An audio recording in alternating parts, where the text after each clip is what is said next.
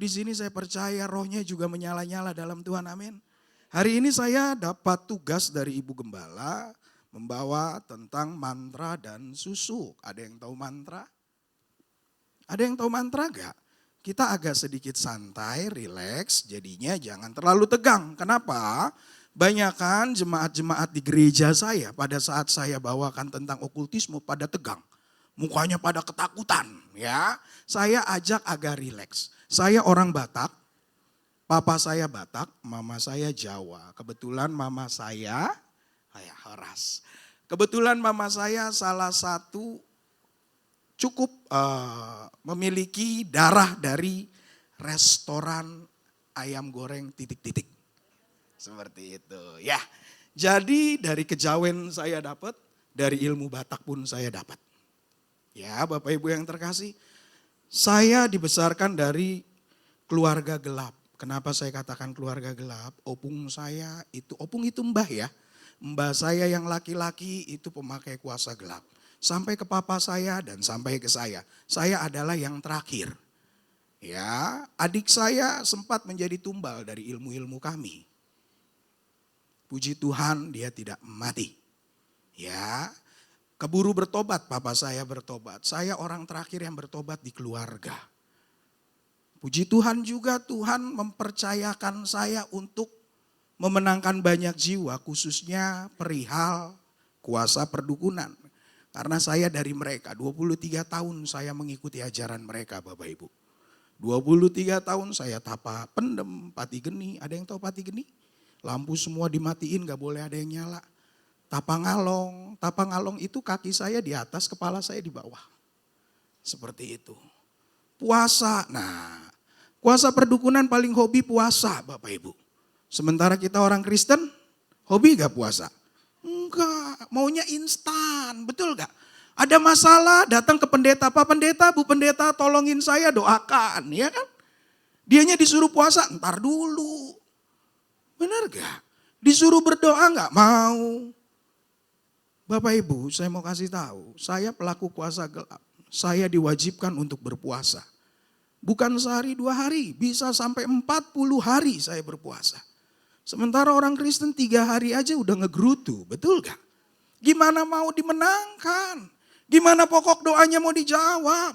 Nanti kita bahas. Yang pertama saya mau membahas tentang mantra. Saya undang Bapak Ibu untuk bangkit berdiri. Kita buka di dalam 1 Petrus 5 ayat yang ke-8.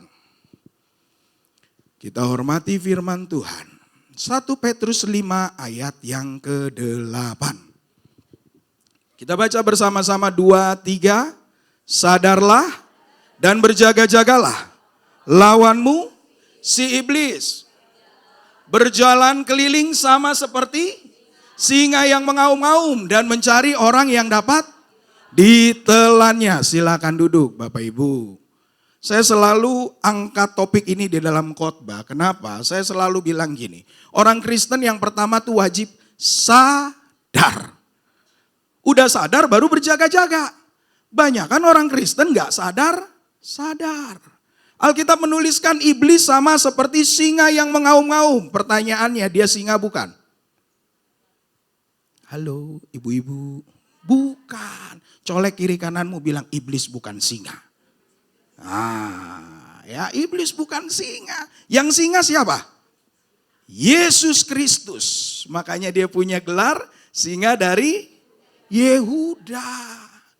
Amin. Jadi apapun yang dilakukan oleh Yesus, maka dicontek sama si iblis. Kalau kita di dalam kekristenan ada yang namanya memperkatakan firman, betul gak? Di dalam kuasa gelap ada yang namanya mantra. Ada yang namanya susuk. Susuk itu bagian dari mantra. Ya. Jadi saya juga membahas di sini bedanya mantra dengan susuk itu seperti apa. Mantra itu diucapkan bisa ribuan kali Bapak Ibu.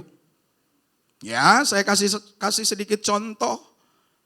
Mantra Semar Mesem, tapi saya nggak mau baca semuanya ya. Asihan aing si Semar tekasi Semar tukul ka aku tak kakasima dan lain-lain. Paham ya? Itu dibaca 1000 kali sambil menyebutkan nama wanita yang kita inginkan. Dan dengar baik Bapak Ibu yang terkasih, Nggak serta-merta saya baca mantra itu terus saya ketemu sama Ibu A misalnya. Saya bacakan mantra itu terus Ibu A itu bisa tunduk sama saya. Nggak begitu. Butuh waktu 3 kali pertemuan. Butuh barang-barang yang dia punya. Yang ada di dalam dirinya. Apa itu? Rambut, kuku. Paham ya Bapak Ibu? Kita ambil itu, kita tirakatin 40 hari. Jadi saya mau kasih tahu. Orang mau melet seseorang itu nggak bisa instan. Butuh 40 hari, butuh 3 bulan, dan 3 kali sampai 5 kali bertemu. Jadi saya ketemu sama Ibu A, sekali ketemu nggak masalah. 2 kali ketemu, dia tidak masalah. 3 kali ketemu, mulai rumah tangganya bergejolak tuh. Mulai Ibu A memikirkan saya. Paham ya? 4 sampai 5 kali bertemu saya harus berhubungan badan sama dia. Kenapa wajib berhubungan badan? Untuk memutuskan ikatan pernikahan kudusnya. Pada saat pernikahan kudusnya sudah batal dengan perzinahan. Yang saya lakukan sama ibu tersebut. Pada saat hal itu terjadi, Ibu A pulang ke rumah, datang ke rumah, tapi tidak merasakan kasih sayang suami istri lagi. Lebih acuh sama suaminya, lebih acuh sama anak-anaknya. Kenapa bisa seperti itu? Karena di dalam ilmu kuasa gelap itu orang tersebut jiwanya ada di dalam genggaman saya. Seperti dikarungin. Raganya datang ke rumah, tetapi pikirannya sudah gak ada di rumah. Paham Bapak Ibu yang terkasih? Pembacaan mantra itu diucapkan berulang-ulang. Coba dibuka slide-nya. Mantra adalah perkataan yang mempunyai kekuatan gaib dan dilafalkan atau diucapkan berulang-ulang. Saya mau tanya, ini tidak direkam ya Ibu Eli ya? Ya, tidak direkam ya? Tidak, oke. Saya mau tanya, doa Bapa Kami boleh gak diulang-ulang sampai 1000 kali? Ayo jawab. Ayo jawab. Boleh apa enggak? Kenapa boleh? Doa Bapa Kami itu mantra. Hah? Enggak. Segala sesuatu yang diulang-ulang ribuan kali itu adalah mantra. Secara tidak langsung engkau mendewakan doa Bapa Kami. Padahal kita harus fokusnya kemana? Ke Yesus. Saya selalu doa Bapa Kami setiap saya berdoa. Tapi tidak saya ulang-ulang 1000 kali dalam 1 hari. Paham Bapak Ibu yang terkasih? Iman kita bukan kepada doa tapi kepada Yesus. Jangan dipelintir hal-hal seperti ini. Iblis itu sama seperti singa. Dia punya pemerintah, penguasa, penghulu, bahkan roh jahat. Ada sistem yang dibangun iblis untuk membolak-balikan pikiran kita. Orang Kristen banyak diajarkan, mau ngusir setan, doa Bapa Kami 1000 kali. Cari ayat Alkitab, ngusir setan, doa Bapa Kami 1000 kali. Alkitab bilang, usirlah setan demi namaku. Demi nama Yesus, keluar setan. Bisa gak keluar? Enggak. Kenapa saya katakan enggak? Tuhan kita namanya Yesus Kristus Bapak Ibu. Kok Pak Immanuel sampai segitunya? Iya. Saya dibesarkan dari orang-orang pemakai kuasa gelap. Satu kata mantra yang saya bacakan meleset saja tidak akan bisa tembus. Iblis setertib itu. Tuhan kita lebih tertib Bapak Ibu. Nama Tuhan kita Yeshua HaMashiach atau Yesus Kristus. Lengkap. Pada saat kita nengking-nengking yang kita tengking demi nama Yesus Kristus. Bapak Ibu, saya sedikit kesaksian. Zaman saya membuka praktek okultisme tersebut, jujur ya, pada saat saya ketemu orang-orang, mohon maaf bukan saya rasis, pada saat saya melihat orang Chinese datang ketemu saya dan meminta sesuatu, saya sudah siapin Alkitab loh. Terus saya bilang sama dia, orang Kristen ya, dia jawab iya. Saya ambil Alkitab itu, saya robek. Saya bilang ini firman dari Tuhan, ini perkataan firman dari Tuhan. Kamu harus mengimani. Saya bakar, saya masukin ke dalam teh. Saya suruh minum. Kelihatannya rohani gak? Kelihatannya rohani. Padahal apa? Iblis suka memutar balikan itu. Nanti ibu yang ketemu sama saya itu ngomong ke temennya. Saya ketemu loh dukun, dia Kristen loh. Dia bawa-bawa firman loh. Seperti itu loh. Supaya apa? Fokusnya orang Kristen bukannya ke Tuhan lagi. Tapi ke dukun. Serigala berbulu domba. Setiap ucapan mantra yang dibacakan, dengar baik Bapak Ibu, mengikat seluruh keturunan si pembaca mantra. Ya. Mantra selalu diucapkan dengan kata-kata yang tidak kita pahami. Yang tidak kita mengerti. Kenapa? Fungsinya mengikat seluruh keturunan kita. Makanya jangan heran. Kalau garis keturunannya, leluhurnya ada pemakai okultisme, terus datang seseorang yang ingin nyantet dia dengan membacakan mantra, pasti kena. Kenapa begitu? Kutuk ini belum diputuskan. Karena ucapannya itu terikat sampai 10 sampai 15 keturunan ke bawah. Kira-kira begini kalau dibahasakan dalam bahasa Indonesia. Iblis setan atau di dalam ilmu Batak saya namanya begu ganjang. Begu ganjang, aku mengikatkan seluruh keturunanku kepadamu. Sampai 10 keturunan. Apabila ada satu yang melanggar, aku siap dibayar dengan nyawa dan darah. Tiba-tiba ada ini yang nomor 7 keturunan saya masuk Kristen nih. Kuculuk masuk Kristen gitu. Dibaptis. Proteksi Tuhan nyata gak? Nyata. Saya percaya 100% proteksi Tuhan nyata. Tetapi terkadang kita lupa. Putusin itu ikatan kutuk keturunannya. Ikatan batinnya wajib diputuskan. Dengan leluhurnya supaya apa? Tidak ada imbas lagi ke kita. Paham ya Bapak Ibu?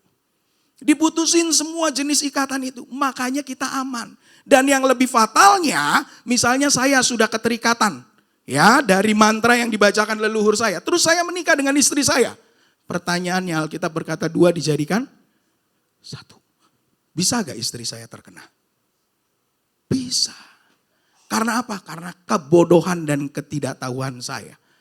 Umatku binasa karena kurang pengetahuan Bapak Ibu. Banyak dari kita nyaman jadi Kristen. Pada saat badai hidup menerpa kitanya bingung. Kok bisa begini ya? Kok bisa begini ya? Amin. Mulai sekarang yuk lebih mawas diri.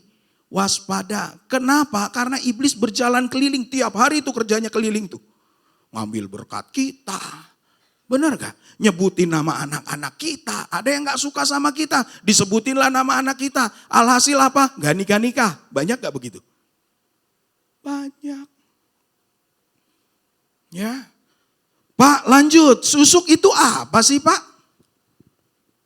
Susuk adalah suatu media, benda yang dimasukkan di dalam tubuh melalui pembacaan mantra secara supranatural. Susuk itu dibagi 2 jenis, coba dibuka lagi. Susuk itu dibagi 2 jenis, mantra dan susuk sama, ada 2 macam. Turunkan, untuk diri sendiri dan untuk orang lain.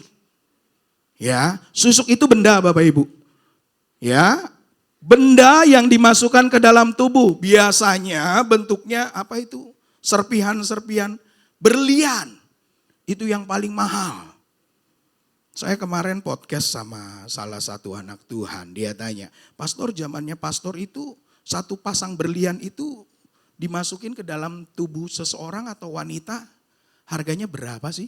Tahun 90-an itu harganya 15 juta Bapak Ibu. Pasang berlian begitu. Itu berliannya bukan dari kami. Itu berliannya dia yang bawa. Coba dukun itu jadi orang kaya gak tuh? Satu orang masangnya gak satu Bapak Ibu. Ini muka aja bisa sampai 60-70 dipasangin berlian. Perempuan-perempuan tuh. Belum lagi maaf ya wanita-wanita nakal. Yang doyan pelakor-pelakor ngerebutin laki orang. Dia pasang di maaf kemaluan. Dan dengar baik Bapak Ibu, setiap kita mau pasang susuk kita harus kasih tahu ke dia. Sebelum jenengan mati, jenengan harus copot dulu itu susuk. Jadi kita sudah kasih tahu tuh ke orang-orang pemakai susuk. Karena kalau dia pakai susuk, dengar baik, tidak sampai dicopotin sebelum dia mati, maka dia tidak diterima oleh kuburan. Kubur. Paham ya Bapak Ibu? Menurut Bapak Ibu bodoh banget gak sih orang pakai susuk? Bodoh. Hanya kenikmatan sesaat, pengen kaya. Untuk diri sendiri, pagar diri, dipasangnya di mana? Nih di sini nih. Dipasang di sini, di bawah lidah dia pasang. Jadi pada saat ketemu sama klien, sama bos tunduk sama dia. Paham ya? Padahal kerjaannya nggak beres tuh. Di kantor bodohnya setengah mati. Tapi bosnya sayang banget sama dia. Terus apa lagi? Biasanya pakai bedak kalau mantra. Pernah tahu ya sales tuh pakai bedak. Bedaknya udah dibacain tuh mantranya. Diteplokin ke muka. Ya, di lipstick. Zaman dulu ada bedak apa cupid ya zaman dulu itu. Yang gambarnya kerang-kerang itu tuh Bapak Ibu. Seingat saya. Ya, banyak tuh sales marketing, pelacur. Pada minta dibacakan mantra untuk itu. Nanti saya tirakatin. Paham ya Bapak Ibu? Jadi waspada orang Kristen, waspada. Oke lanjut, setelah mantra dan susuk, slide berikutnya. Saya waktunya 20 menit ya Ibu Eli.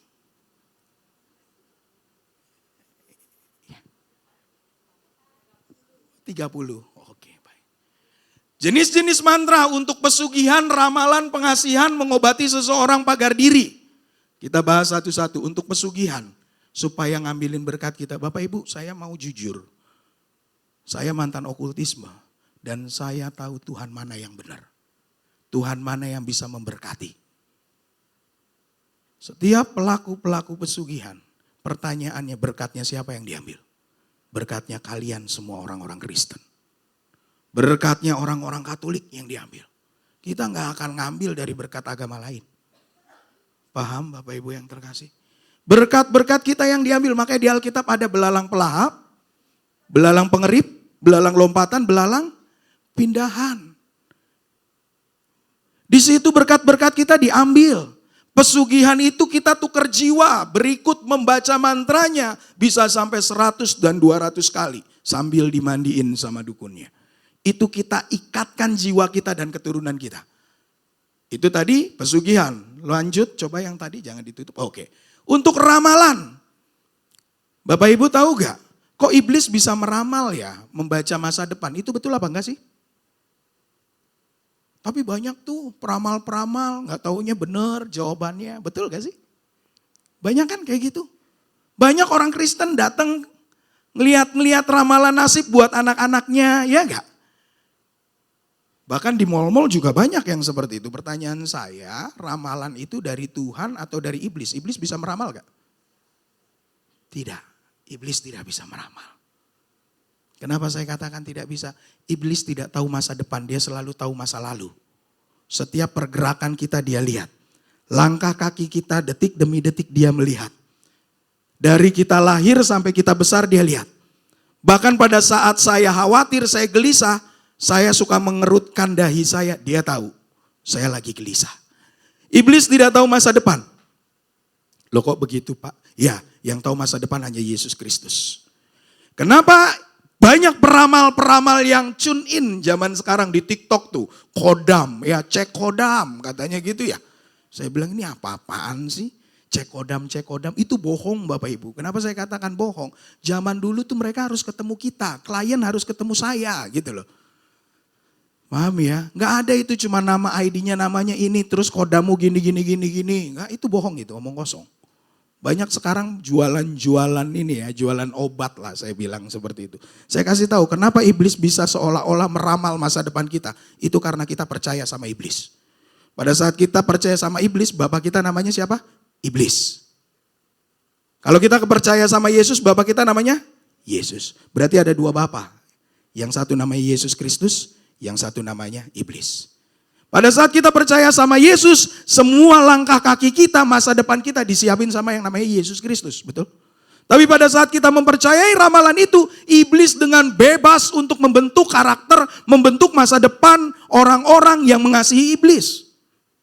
Jadi iblis tidak pernah tahu masa depan. Saya punya contoh, saya punya anjing saya ada dua Bapak Ibu. Anjing yang A dan anjing yang B. Anjing yang A saya bilang gini, mulai besok 3 hari kamu gak makan. Ya, anjing yang A bilang ke anjing yang B, Jing, dibilang seperti itu. Saya gak makan lu 3 hari, itu bos saya hebat loh. Dia tahu masa depan saya. Anjing yang B bilang, masa sih? Iya. Terus saya bilang lagi ke yang anjing yang B. Hei anjing B, kamu tidak makan 1 minggu. Anjing yang B bilang ke A, oh iya bener tuh. Bos kita namanya Immanuel hebat, dia tahu masa depan kita. Padahal mah bukan seperti itu. Paham Bapak Ibu? Karena anjing saya, peliharaan saya, maka saya berhak atas anjing saya. Saya berhak untuk menentukan masa depannya. Begitu juga para peramal, semuanya tipu. Kalau di dalam ilmu-ilmu Chinese, ada yang namanya, satu buku namanya Tungsu. Pernah tahu Bapak Ibu? Tuh banyak tuh di Glodok tuh. Dibuka aja bentuknya kitab. Dibaca satu-satu semuanya. Ramalan-ramalan bintang. Dan dengar baik Bapak Ibu, kalau Bapak Ibu mempercayai mantra dan mengikuti peramal-peramal, Alkitab menuliskan keturunanmu bisa binasa. Mulai hari ini siapa yang pernah datang ke peramal bertobat. Ingat kisahnya Saul. Pada saat Saul memanggil-manggil arwah itu kan awal mula nenek moyangnya ramalan. Saul dan keluarganya serta anak-anaknya, pengikutnya mati semua. Pada saat kita ikut-ikut mempercayai ramalan, jangan heran keturunan kita dibinasakan. Waspada orang-orang Kristen. Kita lanjut, pengasihan. Nah ini pengasihan nih yang biasa buat pelet-pelet. Ya, buat pelet-pelet, suami-suaminya pada kena pelet, ada gak di sini? Suaminya yang kena pelet. Ya, kalau suaminya kena pelet, tadi saya sudah kasih tahu modelnya tuh, metodenya. Paham ya Bapak Ibu? Polanya dia bacakan mantra dulu, dia tirakat dulu, semedi dulu. Habis itu dia ambil biasanya foto, paham ya? Fotonya dibacain mantra tersebut. Nah yang kedua berikutnya saya tambahin. Mereka cari itu namanya tanggal lahir, makanya ada yang namanya weton. Tahu gak? Ya, itu makanya jangan hati-hati Bapak Ibu, jangan suka main kasih-kasih aja. Tanggal lahir, bulan lahir, hati-hati. Kenapa saya katakan itu? Saya nggak tahu pada saat engkau berhadapan dengan lawanmu yang iblis. Iblis itu kan ada pemerintah, penguasa, penghulu, dan roh jahat. Kalau levelnya roh jahat mah no problem. Kalau yang pada saat itu yang memelet suamimu adalah level-level yang tinggi, itu bahaya. Makanya ada komunitas. Ini komunitas yang seperti ini harus diperkuat. Amin Bapak Ibu. Supaya apa? Saling mendoakan satu sama lain. Saling menguatkan. Bapak Ibu, saya jadi dukun gak sendirian. Saya punya tim. Jujur loh. Supaya apa? Supaya saling menopang pada saat perang santet. Dukun sama dukun emang gak boleh berantem. Berantem Bapak Ibu. Gitu loh. Kita anak-anak Tuhan berasa paling jago. Hidup sendiri. Wah berkumpul sendiri. Jangan. Kita harus berkomunitas. Pada saat kita berkomunitas maka saling menguatkan. Rohnya makin besar, makin besar, makin besar. Amin. Jadi jangan pernah absen loh. Ya di ibadah-ibadah seperti ini. Amin. Pengasihan itu waspada. Terus cara menanggulanginya gimana Pak? Nanti ada. Mengobati seseorang dan pagar diri. Bisa gak mantra untuk mengobati seseorang? Bisa. Pertanyaannya, ilmu dari iblis sama ilmu dari Tuhan bedanya apa? Dalam hal pengobatan. Banyak loh orang jatuh dari motor tangannya patah, betul gak? Pada saat tangannya patah dia datang ke dukun. Bisa lo disembuhin lo sama dukun, bener gak? Coba datang ke pendeta, bisa gak pendeta sembuhin? Halo, bisa gak? Lebih bisa, amin. Amin. Perbedaan mujizat dukun sama pendeta di mana? Ada yang tahu gak? Ngapain kita ke gereja kalau seumpama dukun juga bisa ngerjain, betul gak? Perbedaannya di mana? Kita patah, dukun bisa ngobatin. Malah kita kadang datang ke gereja, enggak sembuh-sembuh tetap naik kursi roda. Betul gak? Suami kita dipelet, kita datang ke dukun, datang tuh suami kita, betul gak? Kita datang ke Tuhan, kok lama ya Tuhan ya? Bener gak? Terus nanti sabar, Tuhan punya rencana. Kan begitu ya? Berarti enakan ke dukun dong. Mujizat dari Tuhan versus mujizat dari iblis, perbedaannya di mana? Tuhan mampu menciptakan. Iblis tidak mampu menciptakan. Karena iblis itu diciptakan.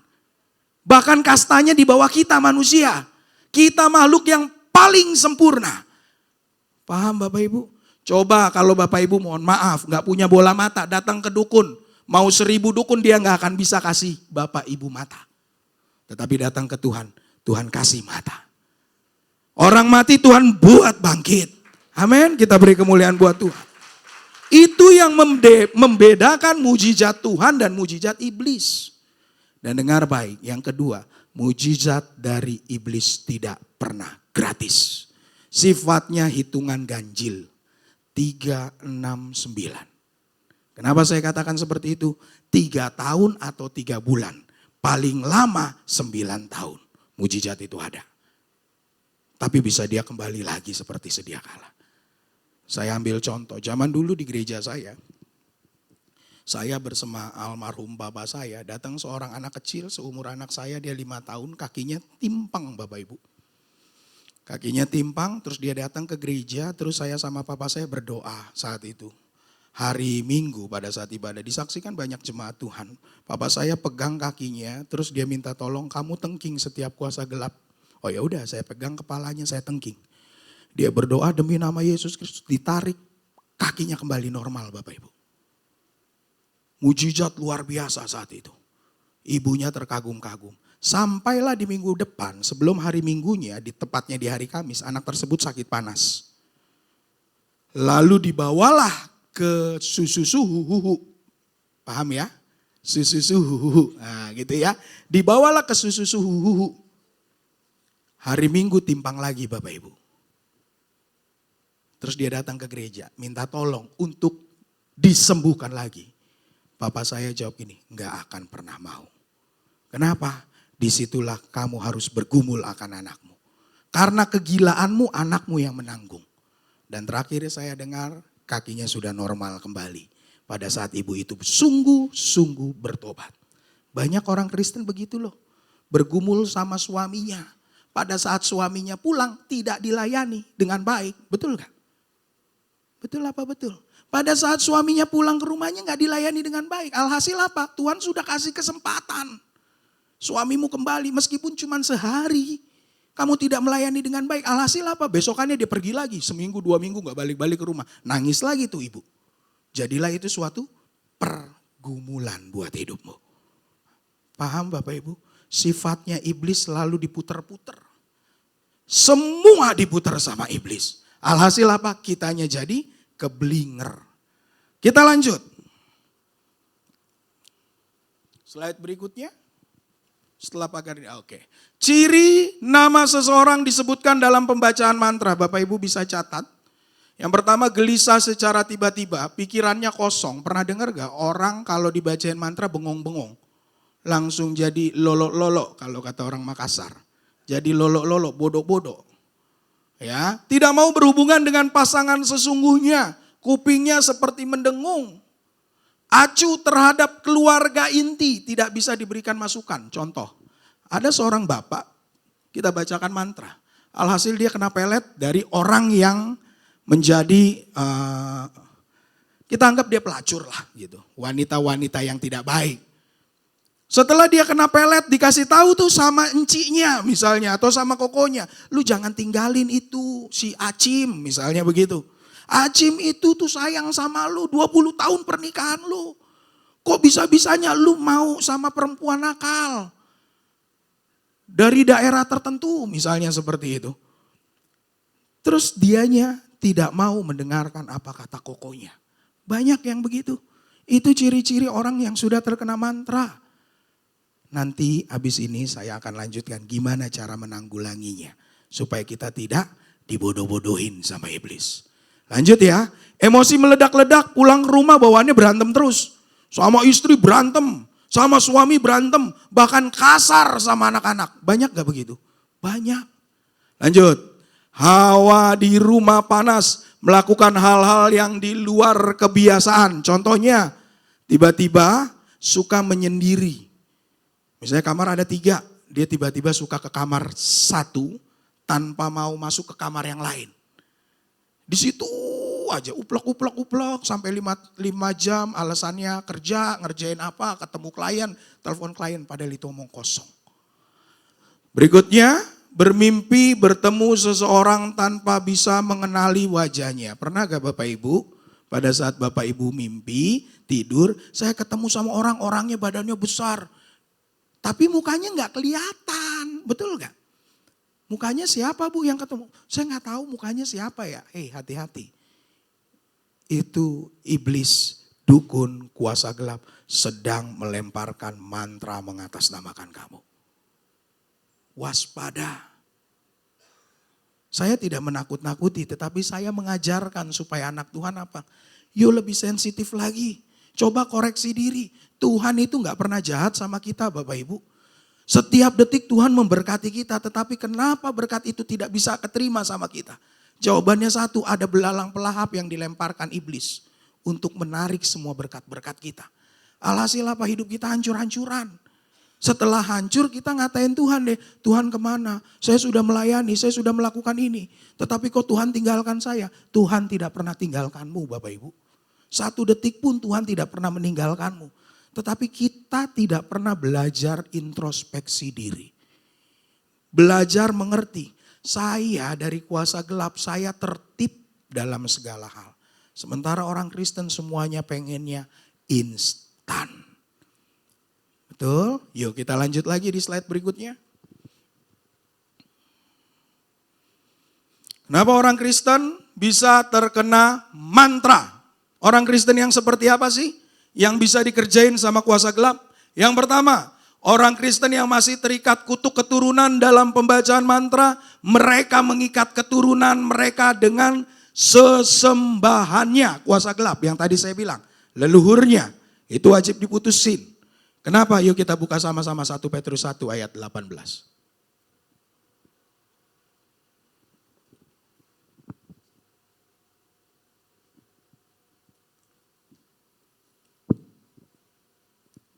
Kita baca bersama-sama. 2, 3.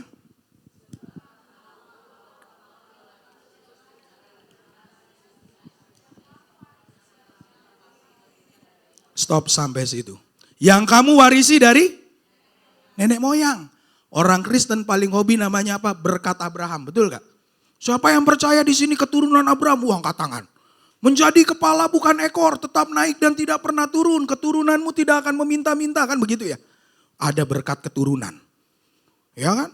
Wah paling semangat. Tetapi yang namanya kutuk keturunan, entar dulu Pak Immanuel. Kalau ada berkat keturunan, iblis itu sama seperti singa. Kutuk keturunan pun ada. Yang diwarisi dari nenek moyang kita. Itu wajib diputuskan. Pemutusan itu penting. Jujur Bapak Ibu, saya lebih suka dikatakan pemutusan daripada pelepasan. Pelepasan apa yang mau dilepasin? Ikatan-ikatannya pastor, bukan. Ikatan itu diputusin, gak usah dilepasin. Pada saat putus, namanya ikatan batin sudah tidak berlaku lagi. Perjanjian yang dibuatkan oleh leluhurku yang mengatasnamakanku, aku putuskan, aku sangkali, aku batalkan demi nama Yesus Kristus. Tidak berlaku atas keturunanku, tidak berlaku atas aku. Paham Bapak Ibu yang terkasih? Kita lanjut. Yang kedua, orang Kristen yang memiliki kesombongan, akar pahit, cinta uang, perzinahan. Galatia 5 ayat 19-21. Ini tentang keinginan daging. Orang Kristen yang sombong, itu paling gampang kita kerjain Bapak Ibu.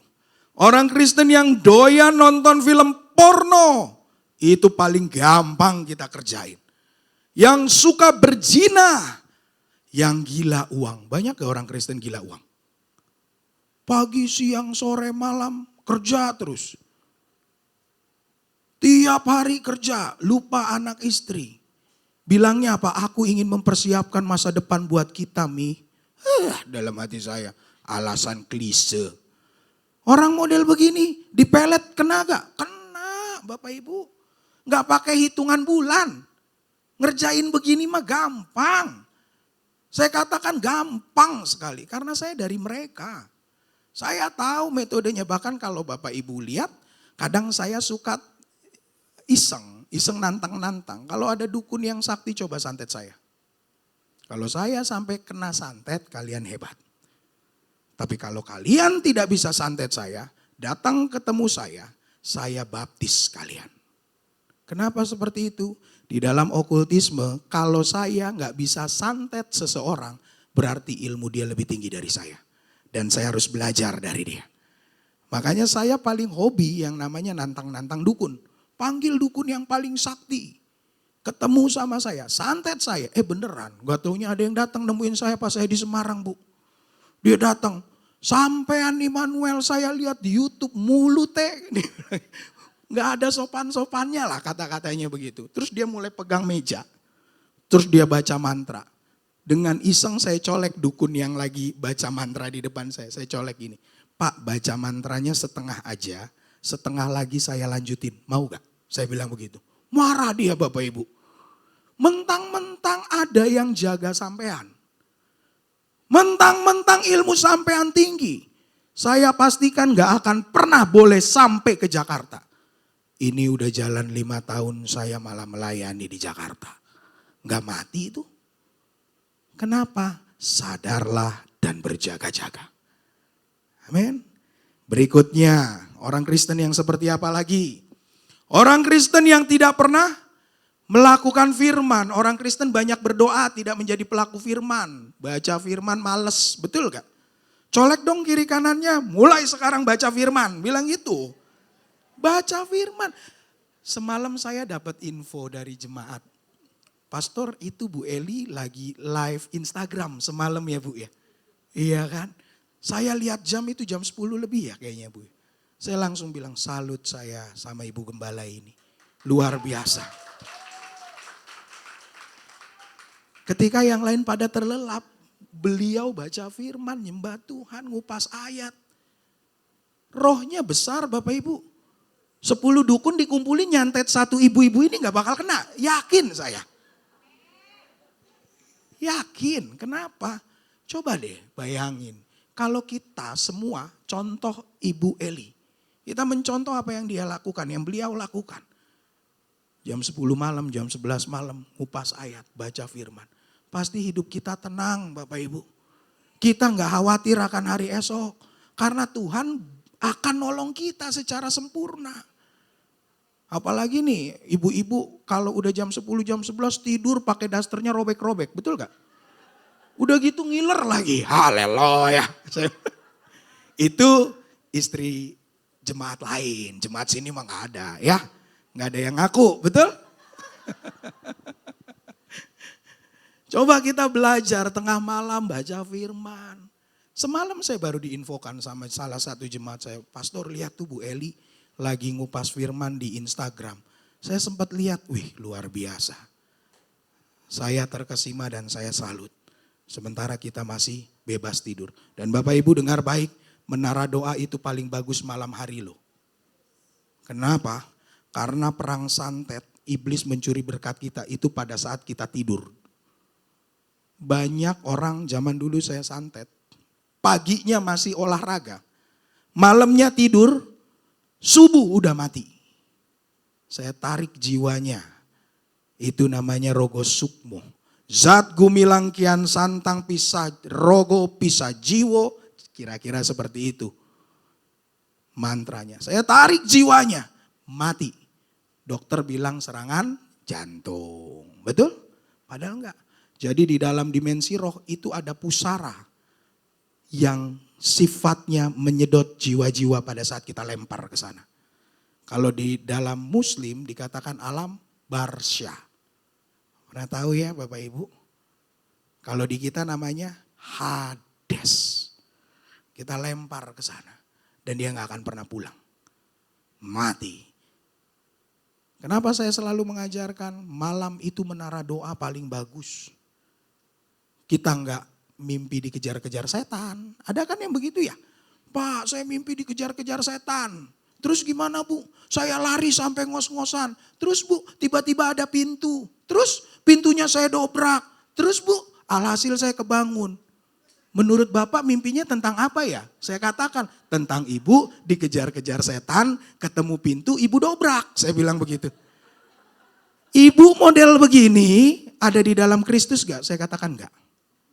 Kenapa?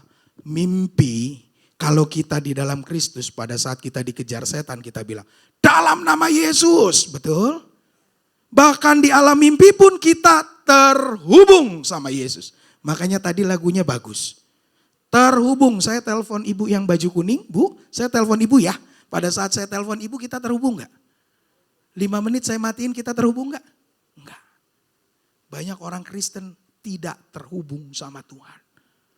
Baca firman sejam, 2 jam, 3 jam terus habis itu udah. Hari lepas hari dia melakukan apa? Dosa. Melakukan apa? Pekerjaan. Bapak Ibu Tuhan pengen kita terhubung. Pada saat kita terhubung sama Tuhan, dengar baik, iblis gak akan pernah bisa sentuh kita. Terhubung itu bukan kita 24 jam baca firman, tidak seperti itu. Setiap detik otak kita ingat Tuhan. Buka pintu, terima kasih Tuhan. Ambil air, puji Tuhan. Pernah gak kita lakuin itu? Gak pernah. Ibarat saya lagi cinta sama istri saya, cinta mula-mula pengennya ketemu mulu. Lakukan itu sama Tuhan. Supaya cintamu tidak hambar lagi. Paham? Mulai sekarang renungkan firman Tuhan dan lakukan firman-Mu. Pelita bagi kakiku, terus terang bagi jalanku. Pelita bagi kaki, melangkah baru tahu. Betul gak? Ngelangkah lagi kita baru tahu. Oh ini tuh maksudnya Tuhan. Pada saat kita melangkah, firman Tuhan menerangi langkah kita. Iblis paling takut sama terangnya Tuhan. Kita ngelangkah lagi karena kita melakukan firman semakin terang. Alhasil apa? Terang kita menerangi anak-anak kita. Iblis berani colek anak kita? Nggak berani. Semakin kita langkah lagi melakukan firman. Semakin suami kita, keluarga besar kita merasakan terangnya Tuhan. Akhirnya apa? Satu orang bertobat. Itu maksudnya. Mulai jadi pelaku. Lanjut. Cara membatalkan. Yang pertama sadarlah dan berjaga-jaga. Tadi saya katakan kita orang Kristen wajib sadar. Sadar. Kenapa saya katakan sadar? Sadar suamimu itu yang lagi kena pelet atau istrimu itu yang lagi kena pelet bukan lawanmu. Paham ya? Perjuangan kita bukan melawan darah dan daging. Jadi suamimu bukan lawanmu. Kamu harus sadar itu dulu. Baru apa? Berpuasa. Coba cek lagi. Berpuasa. Nomor 4. Pada saat kita sadar suami kita sedang ditunggangi oleh kuasa gelap. Kita wajib ambil waktu untuk berpuasa. Kita buka di dalam Ezra 8 ayat 23. Kenapa saya mewajibkan puasa untuk orang-orang Kristen? Ezra 8 ayat 23. Kita baca dengan keras. 2, 3. Jadi berpuasalah kami dan memohonkan hal itu. Berarti memohonkan apa? Tuhan tolong supaya suami saya kembali. Boleh gak? Boleh. Terus? Dan Allah mengabulkan permohonan kami. Jadi pada saat kita berpuasa kita kudus loh Bapak Ibu. Kita lagi menarik berkatnya Tuhan. Menarik kemuliaannya Tuhan. Pada saat kita berpuasa untuk kemuliaan Tuhan, maka Tuhan mengabulkan permohonanmu. Pada saat suamimu lagi dipelet, suamimu lagi disantet, anakmu kena teluh, anakmu kena guna-guna. Jawabannya cuma satu, sadar berjaga-jaga dan berpuasa. Puasa itu penting. Statement saya yang pertama, orang Kristen pengennya yang instan. Mulai sekarang kita belajar jadi orang-orang yang dewasa rohani. Saya punya anak umur 5 tahun namanya Excel. Saya suruh dia puasa dia gak mau loh. Kenapa? Karena dia masih bayi rohani. Tapi kalau saya sudah besar, saya disuruh puasa pasti saya mau. Jadi mulai saat ini kalau ada kegiatan puasa di gereja terus engkau bilang gak mau sadar kamu masih bayi rohani. Paham? Namanya orang dewasa rohani disuruh puasa pasti mau. Betul gak? Kadang ada yang ngegerutu, nego lagi, kurang ajar.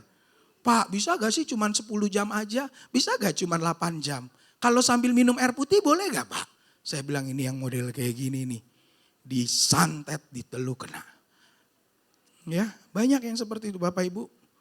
Saya jujur tahun 90 saya bersama dengan papa saya santet salah satu hamba Tuhan di mimbar loh. Dan mati. Di situ kita bangga. Padahal itu sangat mendukakan hati Tuhan. Kenapa saya bisa santet gitu? Karena iblis tahu apa yang hamba Tuhan itu lakukan. Dia penjinah. Di hadapan Tuhan kita nggak bisa menutupi dosa pelanggaran kita. Begitu juga iblis bisa melihat semua pelanggaran kita. Seorang pendeta tahun 92 ya, saya ingat saya agak-agak lupa. Kita santet, saya duduk di belakang sama papa saya santet, dia mati langsung saat itu. Tepatnya di salah satu hotel daerah Matraman. Saya sangat ingat tahun-tahun itu. Waspada. Belajar berpuasa. Bapak Ibu, sebelum saya pelayanan di tempat ini, kemarin pun saya sudah mulai dengan puasa. Karena saya nggak pernah tahu pada saat saya mengajarkan tentang puasa gelap lagi enak-enak teriak-teriak panggil dukun. Padahal nggak taunya saya lagi punya lobang dan celah. Ditembak mati saya. Benar nggak? Berpuasa itu penting.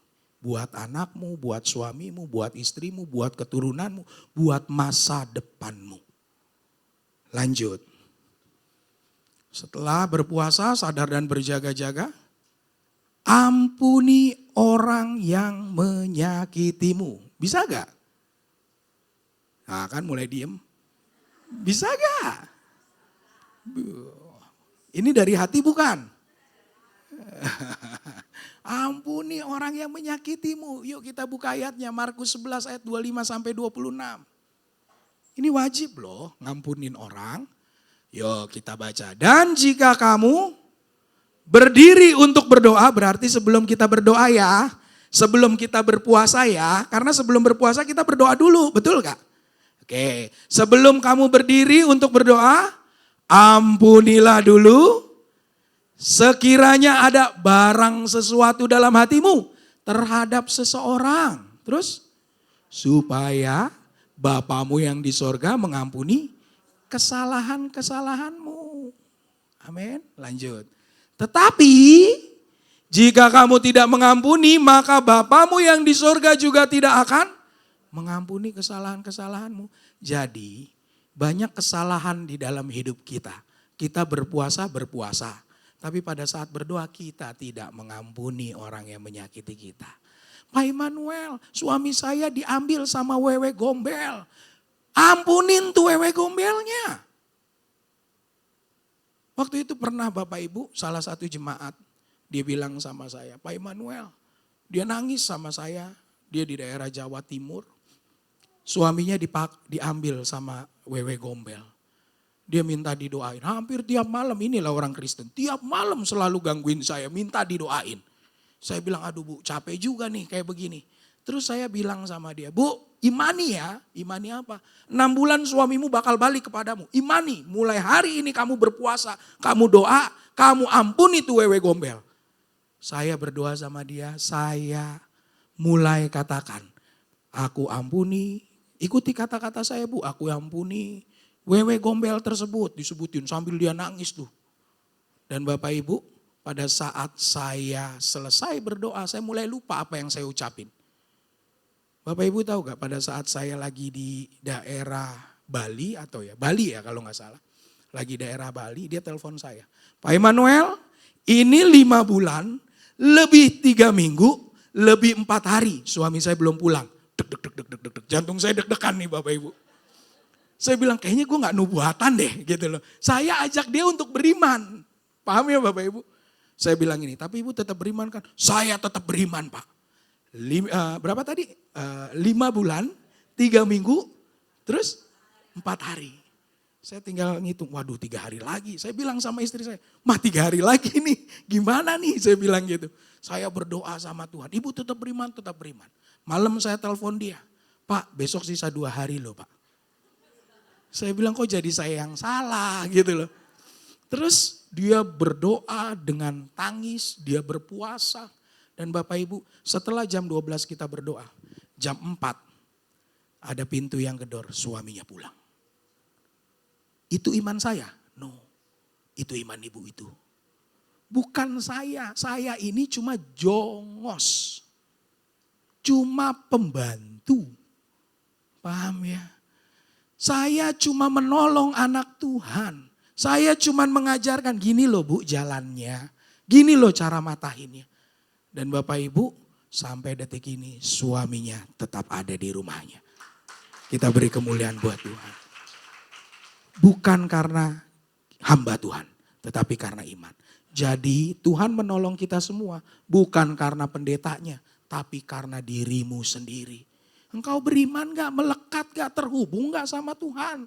Kalau engkau sudah terhubung tadi, firman-Mu pelita bagi kaki, terang bagi jalan. Pada saat terang itu makin terang.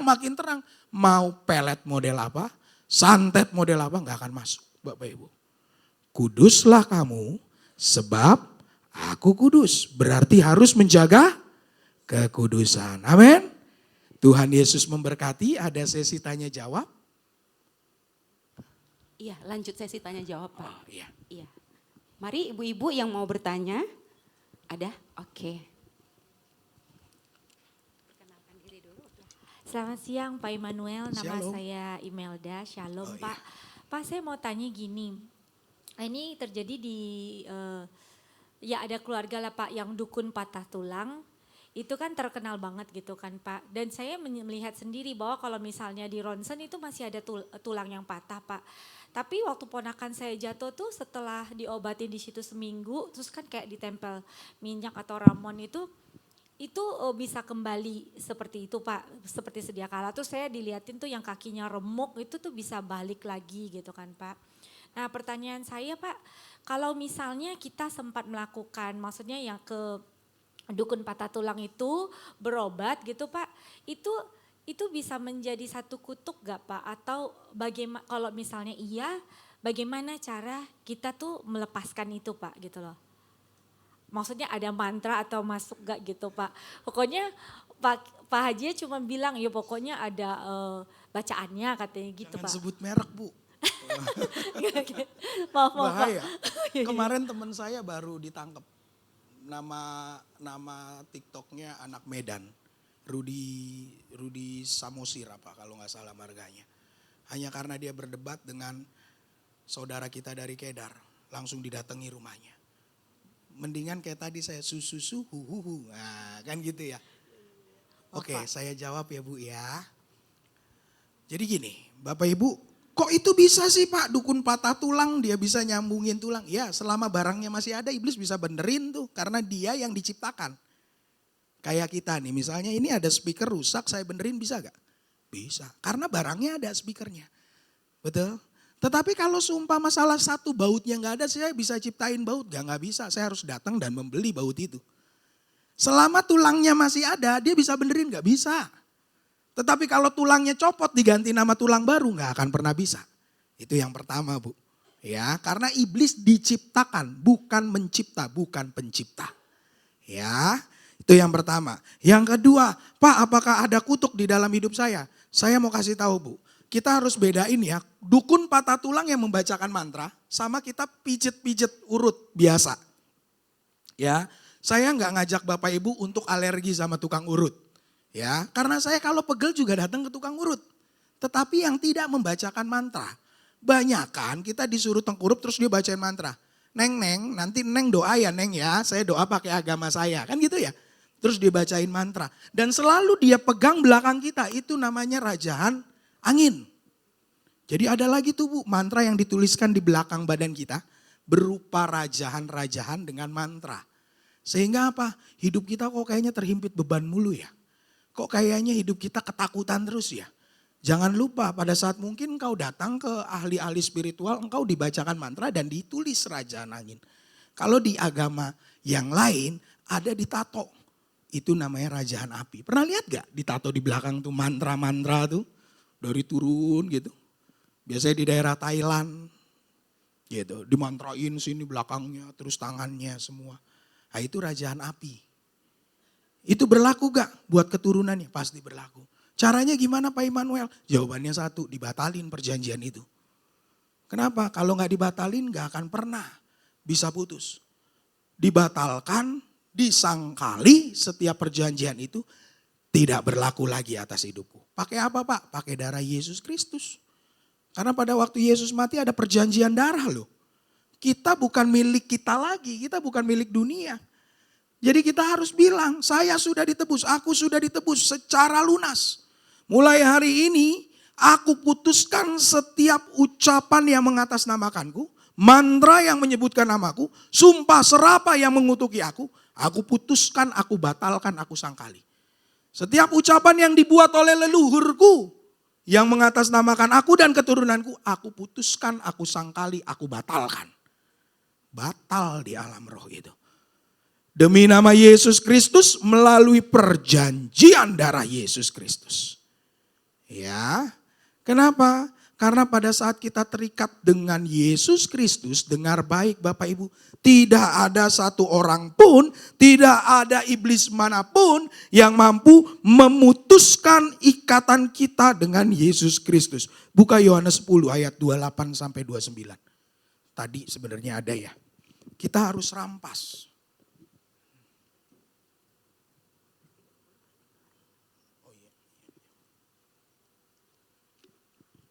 Yuk kita baca 2-3. Dan aku memberikan hidup yang kekal kepada mereka. Dan mereka pasti tidak akan binasa sampai terus. Dan seorang pun tidak akan merebut mereka dari tanganku. Ini melalui apa sih? Perjanjian darah Yesus. Maka itu kematian Yesus itu luar biasa Bapak Ibu. Ya kira-kira itu, boleh dilanjut lagi Bu. Oke, masih ada lagi ibu-ibu? Masih ya, silakan. Perkenalan dulu baru. Ada yang mau saya tanyakan Pak Immanuel. Ya, Ibu. Sebetulnya saya sudah percaya Yesus dan saya sebenarnya mau nggak percaya. Tapi saya pernah mengalami pada saat anak saya bikin skripsi jam 2 malam. Itu seperti ada suara di atap itu. Rrrr, gitu. Terus tiba-tiba dia meledak di udara. Duar gitu. Dan anak saya dengar. Saya dengar. Nah kebetulan anak saya juga sedang telepon temennya juga dengar. Wah suara apa tuh? Ya akhirnya sempat pucat anak saya. Tapi saya bilang nggak usah takut, kita doa. Akhirnya anak saya 2, perempuan saya bilang kita berdoa, pegangan tangan bertiga. Sebetulnya saya juga, saya di tengah keluarga bukan Kristen. Jadi saya cuma bertiga, cuma saya, anak saya 2. Saya mengalami badai rumah tangga yang seperti itu ya, pokoknya suami saya sempat dipelet lah.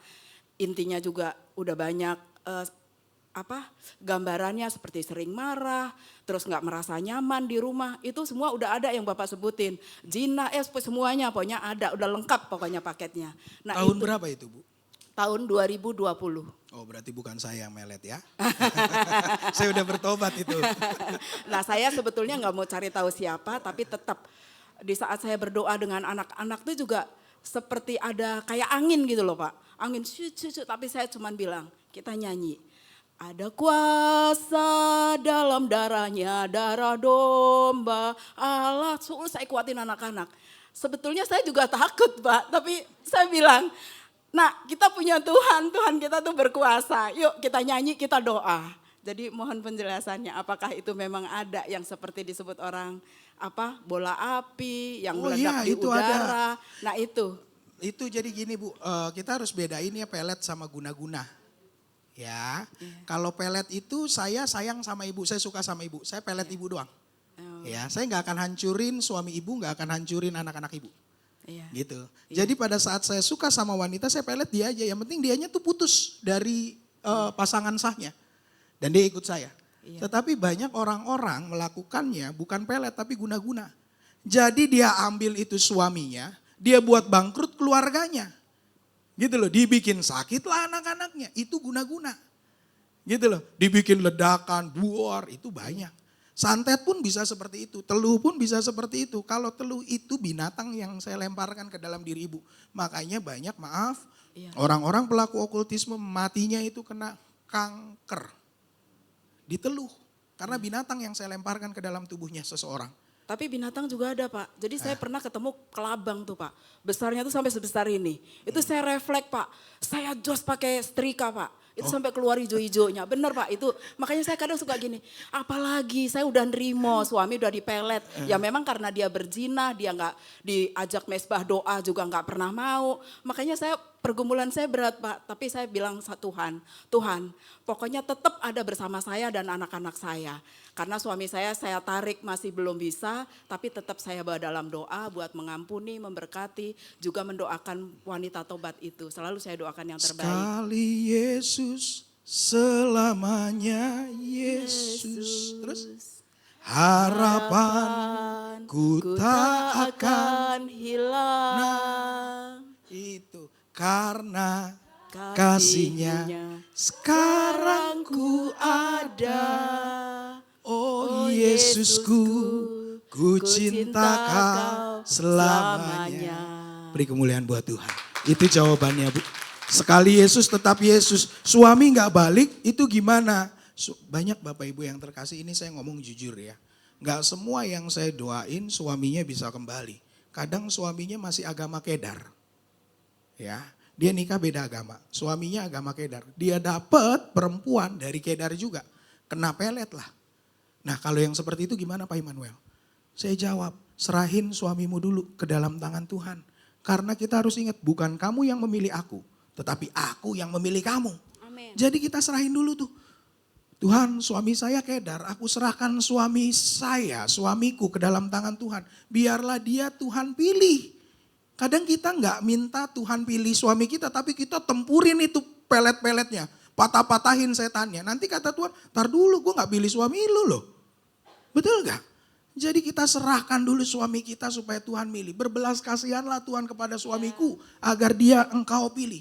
Baru abis itu kita perangin setannya. Fokus kita tuh jangan ke setannya dulu Bapak Ibu. Bener dulu di hadapan Tuhan, hidup kudus dulu nih.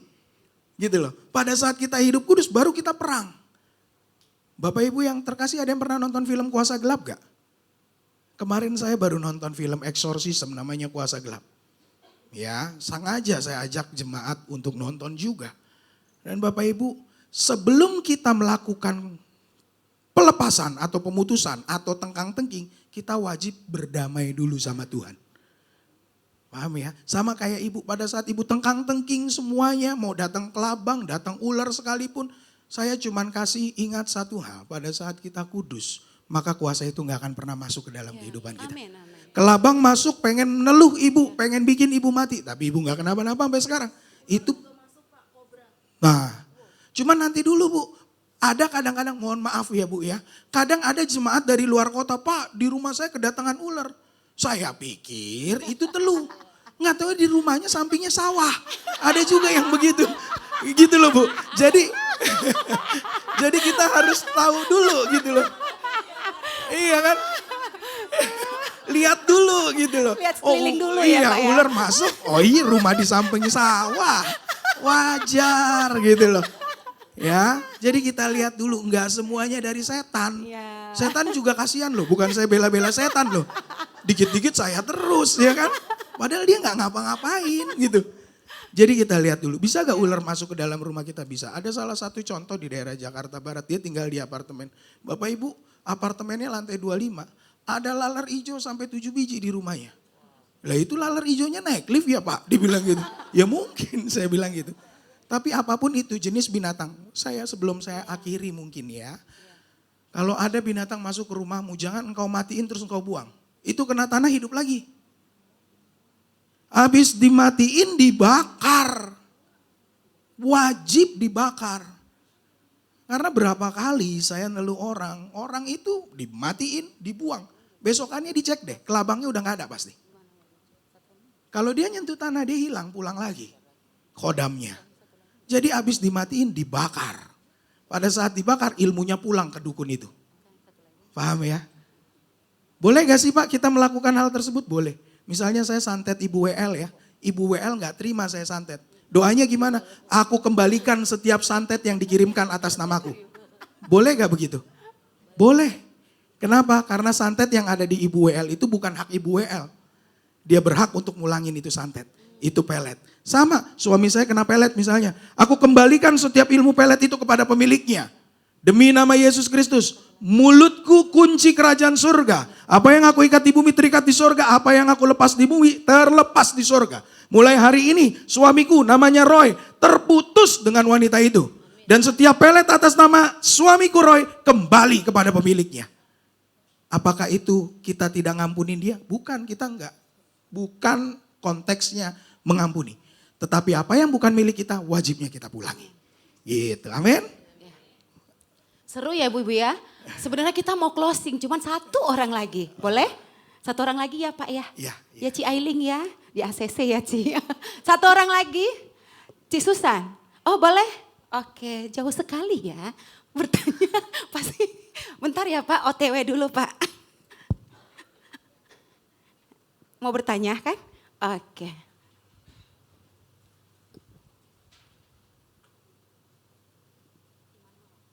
Ya Pak Immanuel, Ya, ya Ibu. saya mau bertanya, apakah kalau santet itu bisa menghilangkan nyawa? Karena kejadian yang beberapa waktu lalu ada artis yang katanya meninggal karena disantet. Mohon penjelasan. Santet bisa ngilangin nyawa, iya. Santet itu biasanya dilempar ke dalam, jadi gini, santet itu benda Bapak Ibu. Saya ambil contoh misalnya ada jarum, saya pegang jarum, saya bacakan mantra. Saya butuh foto dari orang yang mau saya santet dulu. Saya butuh tanggal lahir, bulan, supaya saya bisa ngitung wetonnya dia. Jadi nggak serta-merta tuh, Pak Immanuel, saya mau nyantet Ibu WL misalnya seperti itu. Saya nggak tahu tanggal lahirnya, saya nggak tahu fotonya. Terus saya bisa santet dia, nggak akan pernah bisa. Karena saya harus ngitung wetonnya dulu. Gitu loh. Hari apa yang harus saya tembak. Gitu. Supaya saya dapat nilai pasarnya. Bahasanya seperti itu kalau dukun-dukun Jawa tuh. Kayak gitu. Ada namanya nilai pasar. Dari nilai pasar itu hitung-hitungannya baru saya tembak dia. Gitu loh Bapak Ibu. Jadi benda yang saya pegang, jarum tersebut akan saya lemparkan melalui alam gaib. Dari kodam saya, masuk ke dalam alam nyata ke tubuh Ibu WL, contohnya seperti itu. Dia akan muncul di jantung. Pak bisa gak dicek pakai ronsen? Saya katakan bisa, santet bisa dicek. Ya, mau itu bentuknya nanti ada kawat lah, di lambungnya ada kawat lah, ada batu lah, ada besi lah. Santet bisa dicek. Justru Bapak Ibu yang terkasih, santet itu ilmu klasteri saya bilang. Justru yang serem itu teluh. Teluh tidak bisa terdeteksi oleh kedokteran. Karena binatang yang kita lemparkan. Orang yang mau neluh kita, dia akan lempar binatangnya ke rumah kita dulu tuh. Ditunjukin dulu sama dia. Makanya tadi saya bilang, dimatiin, dibakar. Gitu loh. Dia kasih tunjuk dulu nih kelabang di rumah seseorang.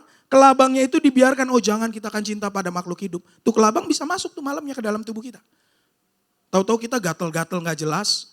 Badan kita mengering, gitu. Disedot itu sel darah kita. Akhirnya apa? Kanker darah.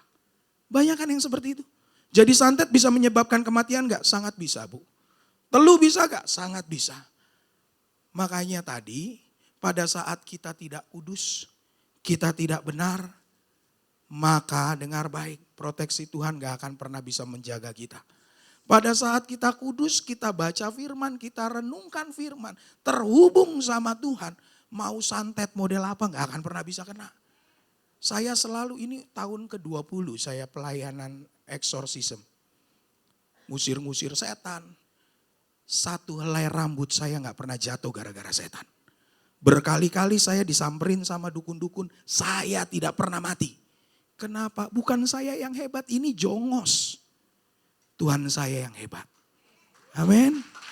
Semua untuk kemuliaan Tuhan. Sudah Ibu? Pak, Ya. iya. Diberkati ibu-ibu cantik. Baik karena waktu yang begitu luar biasa. Lain kali kita undang lagi ya Pak ya. Iya. Dan kita sudah di penghujung ibadah kita. Jemaat boleh kami undang untuk bangkit berdiri.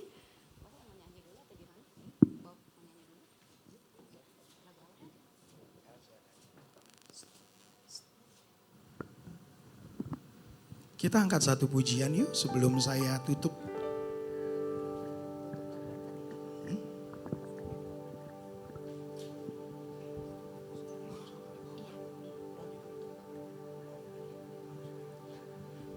Tundukkan kepalamu, arahkan kepada Tuhan.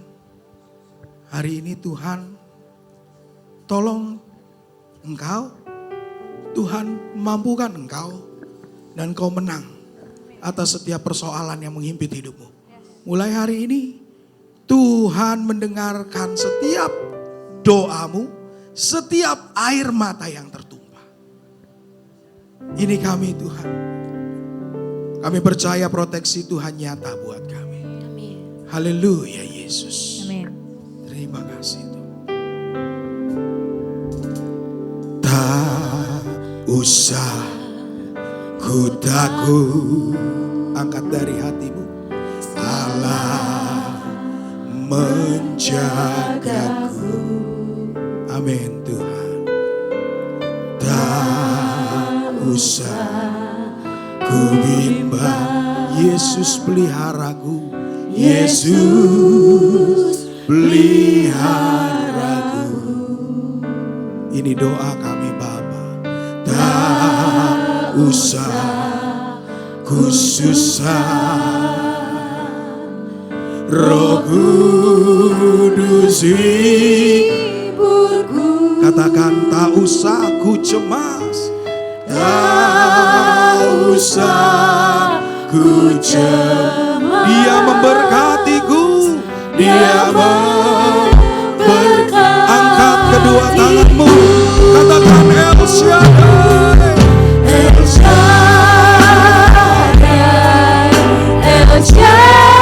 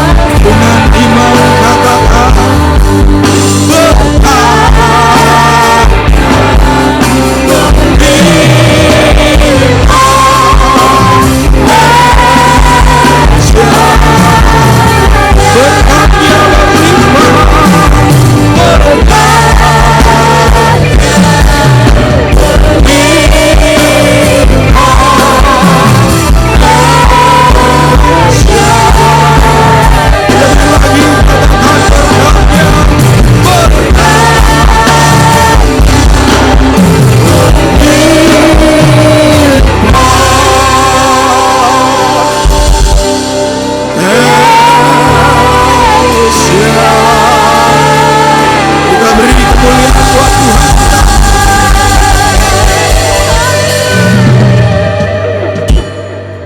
Bapa, di dalam nama Yesus, terima kasih hamba-Mu telah selesai berkata-kata. Hamba kembalikan segala kemuliaan untuk bagi-Mu Tuhan.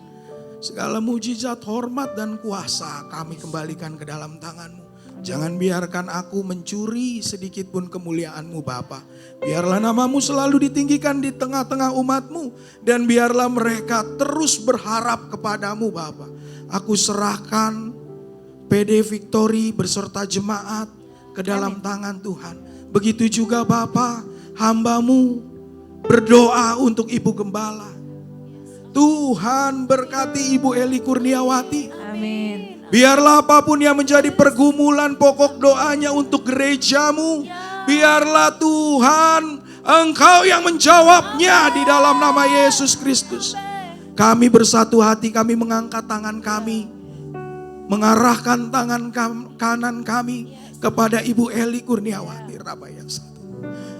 Demi nama Bapa, Putra dan Roh Kudus, diberkatilah apapun hasil pelayanan Ibu Eli.